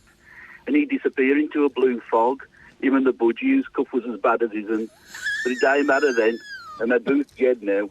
And my grandfather, well, he died half spike for me. Oh, man, that is awesome. Do you know what? It's one of those. Do you record your poetry as well? Do you ever kind of put it in the way they do speaking books as well? Because you would probably, if you didn't know the accent, you'd probably lose a lot out of that, wouldn't you? If you didn't, if you didn't know the accent, didn't know the dialect. A couple I've got to mention because I thought they were great. A bit of suck, sweet, wasn't it? Yeah. Which you see, we used to be rocks with us, chobbling your rocks. Yeah, chobbling now was a big word. Yeah. That's how you ended up with your fillings if you chobbled. If you chobbled your rocks or chobbled your suck or whatever, yeah. And the one I've really got to take issue with because I think it's baldest is I haven't got a lot of hair and they call it a bald yed. I think that's just awful, Brendan. I'll be honest with you. Fascinating stuff. You got some books out now, have you? Where can you get hold of them? Yeah, I've obviously got poetry out there and CDs and stuff, but I've also recently done a book on Black Country dialect, which is published by Bradwell's. I love it. So it's available in most supermarkets and bookstores. You're a very talented man, Brendan. I really appreciate you being with us this afternoon. Thanks for joining us. Thank you very much for giving me some time. I love it. I don't know why our paths have never crossed before. Brendan Hawthorne, Black Country poet, joining us on the show this afternoon. I'm so glad that we took the time just to say, look, read us a poem, will you, before you go. Get your money's worth, that's what I like to think. And thanks for all your texts, by the way. 81333, start your message WM if you want to send me any other Black Country phrases through. Great to hear from you. Bob joins us. Hiya, Bob. Oh, well, mate, how you doing? I'm all right, thank you. It says Bob in Burton here, but you sound like you're a long way from Burton, mate. Well, I live there now, I'm happy to say. Yes. But I'm a bit like you, really. I don't know where I belong. I was born in Smethwick, born and brought up in Smethwick. Yeah. And, which I was like you, it's on the outskirts of the Black Country. And I was always told I was Black Country, but I never really got to the bottom of it. And another thing I was told is, to be Black Country, you got to be born within 5 miles of a church in the centre of Dudley. Oh, I've never heard that one before. Yeah, so that puts you only out to the ball game. Well, it's weird, isn't it? How you can? I think it's because it's such a big area now, and has been for all of our lifetimes that you do kind of think, well, where do I fit in all of this? I'm not really quite sure. Well, that's right, but the only time I'm a bit like you, I get embarrassed, actually, about my accent, because I try and talk posh and I sound like a prat. But, if I'm talking to people, saying a hotel or something, you see, I said in my H then, they say, oh, I know where you're from. I said, I bet you don't. And I say, yeah, you're a Brummy, and God, you know, that's worse than being Black Country. Do they call you an O2-1er? No, they don't call me that. They call you a yam-yam. Oh. And I said I'm a yo-yo. You see... You see, because my dad lives in Barton under Needwood, and that's just like Birmingham. It's full of brummies. The place is heaving with them. Really? Yeah. Barton, eh? And they all call them O2-1ers. Oh, another O2-1er. You know, I've never heard of that phrase. Yeah. Anyway, just before you go, just a phrase to keep you thinking. Please. A Black Country guy said to me years ago, he said, Bobby, tell you what it is, it's what it is. It ain't what it is, it's what it is. Yeah, that's Black Country logic, isn't it? Before you go, then here's one for you. What about whocking? You ever heard the word whocking? Whocking? Meaning huge. Oh, it was whocking. What, whopping? I've heard whopping. No, whocking. Not whocking, no. Whopping, yeah. Oh, okay. It was just. I can't get that in my bonds, mate. I can't get that in my bonds. It must have just happened in our house. That's all I can think. Bob, good to talk to you, mate. And you, mate. All the best. Give my love to Burton. That's Bob in Burton, exiled up there. Although no, he seemed quite pleased actually. He's up there. The Ed Doolan Christmas Show. Would you welcome to the stage winners of Britain's Got Talent, Calabro. Safe behind bars.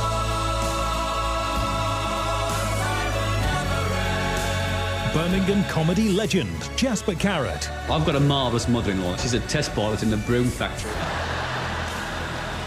Black country comedian, Doug Parker. We've had some tough times in Wolverhampton, mate. Even the advent calendars are boarded up. And more big names still to be announced. The Ed Doolan Christmas Show. Friday, the 12th of December at the Symphony Hall, Birmingham, from 11 a.m. Tickets cost £5 plus a transaction fee. Call 0121 345 0600 or visit thsh.co.uk. BBC WM 95.6. I like that Black Country comedian. He's quite just on the basis of that. I heard that recently when I was here before, sitting in for Franksy, and I saw Don Doolan this afternoon. Actually, it was nice to see Ed doing his thing. Nice suit on today as well. Don't forget you can get your tickets for that on the text this afternoon 81333. Start your message WM to join us on the show. Shane, why do they loose you down instead? Stephen, this is on the text. He said, "Why do they loose you down instead of let you down?" Well, you've really loosed me down with that one there. Yeah, like that one. And Dave said, "I was born in Nechells, but I now live in." Oh, Dave, you poor devil! I bet you don't know which way you are, do you? He said, "So I've got a right old mixture." That's Dave. On the text this afternoon, born in Nechells, now lives in Oldbury, hasn't got a clue what he is. Now excuse me if I sound rude, but I love the way that you move, and I see me all over you now. Baby, when I look in your eyes, there's no way that I can disguise all these crazy thoughts in my mind now. You got the lock, I got the key. You know the rest, you know just where I wanna be. Don't ever stop controlling me. I kinda like it when you bring me to my knees. You got me wrapped up around your finger. I do anything for your love now. And when you touch it, the feeling lingers. Takes me up so high I can't calm down. You got me wrapped up, oh. You got me so wrapped up, oh. 'Cause there's something about you. You got me so wrapped up, oh. 'Cause there's something about you. I don't ever wanna give up on this spell you got me under. I see fireworks when we touch now. Your body fits on mine like a glove. Let them say whatever they want. It's too late 'cause you're in my blood now. You got the lock, I got the key. You know the rest, you know just where I wanna be. Don't ever stop controlling me. I kinda like it when you bring me to my knees. You got me wrapped up around your finger. I do anything for your love now. And when you touch it, the feeling lingers. Takes me up so high I can't calm down. You got me wrapped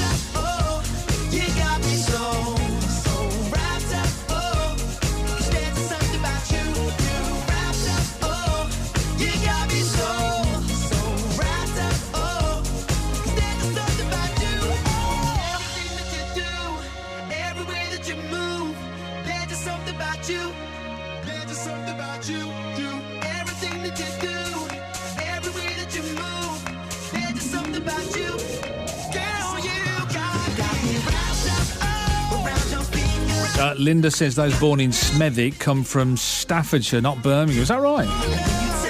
They changed the boundary, didn't they? Staffordshire, because I remember Walsall was in Staffordshire, wasn't it? And he got booted out for not being posh enough or something. I can't remember what the details were.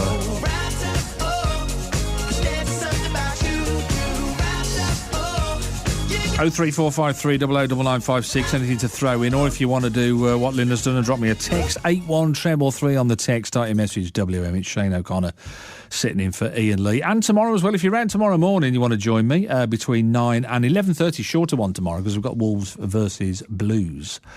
We've got that coming at you live from 11:30, and the special live text commentary as well at bbc.co.uk/WM. So we've got that tomorrow, and I'll be with you as well. And I'll be with you next week on Friday and Saturday. So if you're around tomorrow, join us and keep the number handy, and we'll have a chat. Let's talk to Steve in Dudley, who joins us on the show. Hello, Steve. Hello there, you all right? Yeah, thanks. I'm just in Dudley for work. I'm not from Dudley, I'm from Wolverhampton. But you made me laugh really when you said walking, word walking.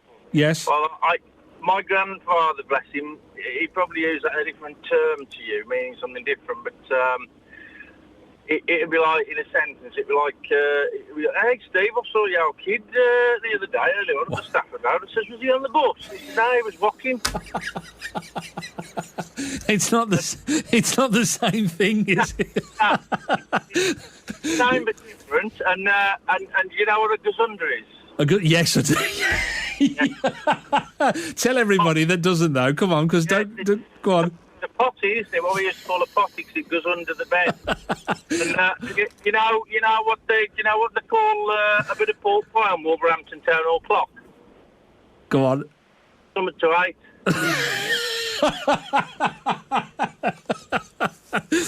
You said, and here's something, I want to pick you up on something next. I'm going to tell that one tonight when I get home. Something to eat. You said, I'm not from Dudley, I'm from Wolverhampton. Are you suggesting, was the inference there? Because do you know what I immediately picked up? Was you were saying, don't you dare class me with the people from Dudley, I'm from Wolverhampton, and I'm not... Was I imagining that? No, I've not got a problem with people from Dudley. You've got to go back Monday, haven't you? That's why you're saying that. I know. I hear you. I mean, I've gone really posh now to live in Shrewsbury. Oh, I say. And how do you get on? What do you do? Do you take an interpreter or what? How does that work? Now, they need, if my brother comes over to Shrewsbury and we go out for a drink, and we've had a few, and we both, my brother's got quite a posh job, so he's quite well spoken, and I live in Shrewsbury now, so my black country accent's been diluted a bit. Right. But when we've had a few bevies and we get chatting between us, they can't understand the word we're saying. No. What are they? I kind of think Shrewsbury now is like a kind of mismatch because it was like a big sort of junction where people travelled through. I mean, I know it's kind of like what is their accent like now in Shrewsbury? Have they got much of an accent still or not? It's sort of they say things like canny and dunno, and you know what I mean. It's a bit like that, but you know, you can tell I'm not from Shrewsbury. Where does it sound like? Where's it close to? Is it heading towards Cheshire, heading towards Liverpool, or that kind of way? Or Shrewsbury's in Shropshire. Yeah, I know, but where is it? Boston Street. Where's the accent heading towards? Do you know what I mean by that? It's like kind of, you know. I'd say it's sort of going. It's from. It gets more broad when you go sort of Bridge North and you know the Iron Bridge. Right. Okay. It's sort of a expands from that, if you know what I mean. And one way from Iron Bridge, it went sort of Wolverhampton way and got sort of like that, really broad like that. And then the other way, there's sort of an Oswald Street twang, and it went into you know, and it's sort of a gunner and a bit of a straw in the mouth type accent, you know, that sort of thing, you know. Yeah, that's what I thought it was, because I don't really. I'm basing it basically on the spin-off from Only Fools and Horses, the green grass. Is it the green grass or something? Oh, and, yeah. And all the locals there, they all. And I'm thinking, well, I don't know whether that's true or not. I have no idea, but I couldn't actually pin that down. I'm quite good with accents, and I could normally say to people, "Oh, I know where you're from. You're from there. You're from there." I think I'd struggle with Shrewsbury, you know. I don't know. I'm going to have to let you go because I can't understand the word you're saying, though. All right. Yeah, I'll be aware of you. Cheers, Steve. Have a good weekend, mate. And you. Take care. Steve in Dudley. Not a clue. Trevor's in Darlaston. Are you, Trevor? Good afternoon, Shane. How are you, mate? You all right? Yeah, not so bad. I've heard of walking. Is that what state of flow did? Walking all over the world. Do you know, I'm getting the impression you're not taking me seriously anymore now, is it? Am I? No. That fella was on. He said he was born in. What did he say? He was born in Birmingham, and he lives in Albury. And you don't know what he is. Yeah, I don't know what he is. And now he lives in Burton, so he's even more confused. Yeah, go on. Confused.com. Yeah. I was actually born in Ipswich. Well, I would never have guessed that. No, hang on. At 6 weeks old, I was took to London, and I lived there till I was 7. North or south of the river? East. Oh. You are contrary, aren't you? What part? I am. Where were you? West Ham? Where were you? What part of East Ham. East Ham. Oh, right. Okay. Yeah. Then we moved out to Essex. Nice. And then out to the countryside. Yeah, and then my dad done a complete full circle and moved us back to Ipswich when I was 16. And I've been up here. I've been up here since 1990. I have. So, do you know what I think is quite interesting with accents, particularly? I'm quite fascinated as to why, particularly when you're in your teenage years, Trev, is why you don't, because you want to fit in, don't you, when you're a teenager? Why you don't pick up those accents? Did you find your accent changing or not? Well, people still reckon I talk a bit like a Londoner, but I don't think I do. Oh yeah, you're very Chaz and Dave, mate. You think so? Oh yeah. What part of Essex were you in? We lived just outside a place called Colchester. Right, okay, so quite deepest Essex then, wasn't it? Because I was thinking, I wonder whether you were kind of just like on the, you know... Oh, you're about Romford or Dagenham or somewhere like that. Or even kind of Upminster, you know, that kind of, like, you know, sort of on the borders, and you're still London there, aren't you, really? I don't know, but... Yeah, Romford's part of London, isn't it? Yeah, it is, isn't it? Everything's part of London now, isn't it? Yeah, fascinating. Yeah. How do you get on with when you talk to people around here now, when you're in Darlaston or wherever, do you struggle with the accent and the dialect? No. I can tell a Brummie from a black country person, no problem. See, I think I struggle with that sometimes, so it just shows you.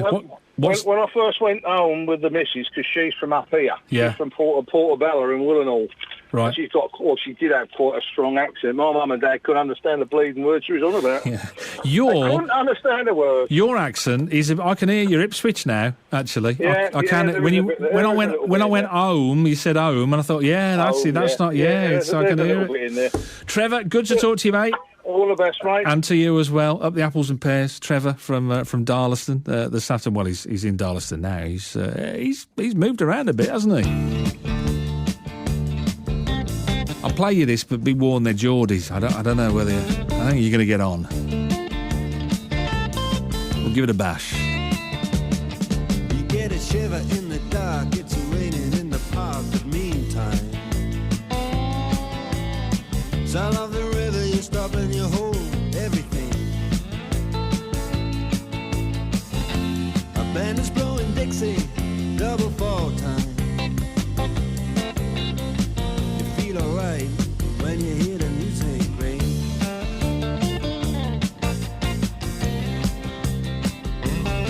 Well, now you step inside, but you don't see too many faces. Coming in out of the rain, they hear the jazz go down. Competition in other places. But the horns, they blowing that sound. Way on down south. Way on down south, London town.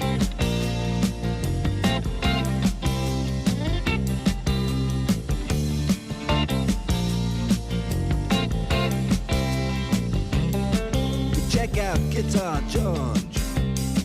He knows all the chords. But it's strictly rhythm, he doesn't want to make it cry or sing. If then an old guitar is all he can afford,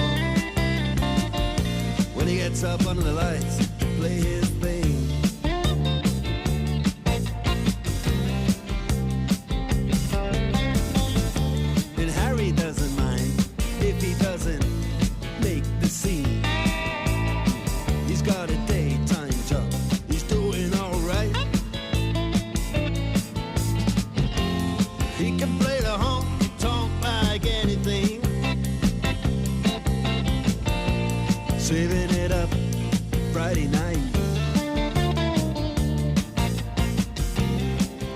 Sultans.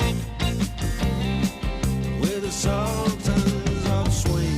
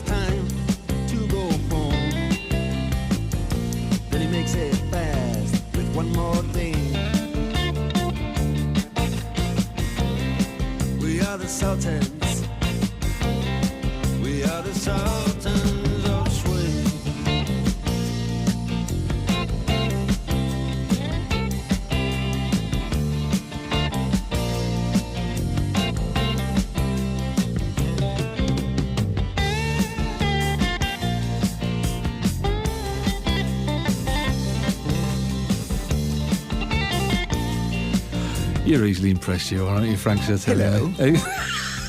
This is the BBC calling. I'm just sitting in front of one of these really old-fashioned looking microphones. It isn't old-fashioned. It's about 500 quid with the microphone you sat in front of there. You think you'd sound better than you do, wouldn't you, really? Why have you got your phone out? I just want to take a quick picture of you sitting in front of your old-fashioned. Do you want me to smile or not? It's too late. I've already... Is that a new phone? I've already... Yeah, it is, actually. I've already... It's one of those where it takes more than one picture to make the best of the photograph. And I've just taken a photograph of you and it didn't like any of them. That's weird, isn't it? That? We're talking about smartphones because making a phone call on your mobile is the 6th most popular thing you do on a mobile phone now. I saw this. It's just perverse, isn't it? But yeah, I presume taking a photograph will be number one. Look at that fingerprint technology on mine now. My new really? One. Look at that. Look, so it knows me. Look, I've registered my fingerprint and it allows me in. So you don't have to push the 4-digit code or anything like that? But yeah, get one of your big galoofing sausage fingers out and stick it on there. Yes. Just stick it on there. Just touch it on the button. No, not like that. Not jabbing. Don't get all jabby with me. Do you want a thumb or a finger? It's like being at passport control all over again. I've only come into the studio to say what's on the show. I've been at the doctor's. Through immigration. Just gently, just put your finger on there. Just hit it on that. No, just hold it on there. It on there. That's hold it. Okay, I'm holding it. What's it doing? What's it saying? It's doing nothing. It's doing absolutely nothing. Has it said try broken. again? It's completely broken. You need to take it back. You've broken. The screen's gone. Force you put your finger in the wrong place. Where do you want me to put my finger? You said put your finger on the screen. Yeah, all right. So you're doing smartphones. That should be quite entertaining in itself, shouldn't it? Really, as to how you get on with that. I like the beard, by the way. Is that a beard? I could say the same to you. I'm George Michael. People mistake me for very often. Do they? What a balding George Michael. A very, very, very badly balding George Michael. Yes. Just out of interest, have you been to that display of poppies at the Tower of London? I haven't. I'm amazed why people go. I don't get it. What do you mean you don't get it? I don't get it at all. I keep seeing people put it on Facebook. I don't know why they're going. I don't understand why they're going. I don't get it. Nearly 800,000 poppies planted, and they've had 8,000 volunteers, and there's a waiting list of volunteers to help with the planting of all these poppies, and they reckon 4 million people will have been to the Tower of London to see it by the time they start to... Because everybody's bought at least one of them online, haven't they? 25 quid each. I don't get it. Ceramic poppy. Do you get it? Do you understand it? Do you want people make the trip to London? I get why they do... I'm not disrespecting the soldiers. I've spoken to 2 or 3 people who've been, and they say it's very, very emotional when you're there. Right. Maybe you need to be there to experience it. Perhaps that's what it is. But it looks spectacular. I just wonder whether anybody's been to the Tower of London to see this display. If you have, phone the show, 03453 009956. Foreign aid on the menu as well tonight, because it wouldn't surprise you to know that the Independent Commission for Aid Impact finds that quite a bit of the money that we're sending is going to aid corruption in various countries. So that's a waste of time as well, isn't it? North Korea gets foreign aid. Does it? Not sure it gets foreign aid directly from us, but it's one of those countries that gets foreign aid. Just for haircuts.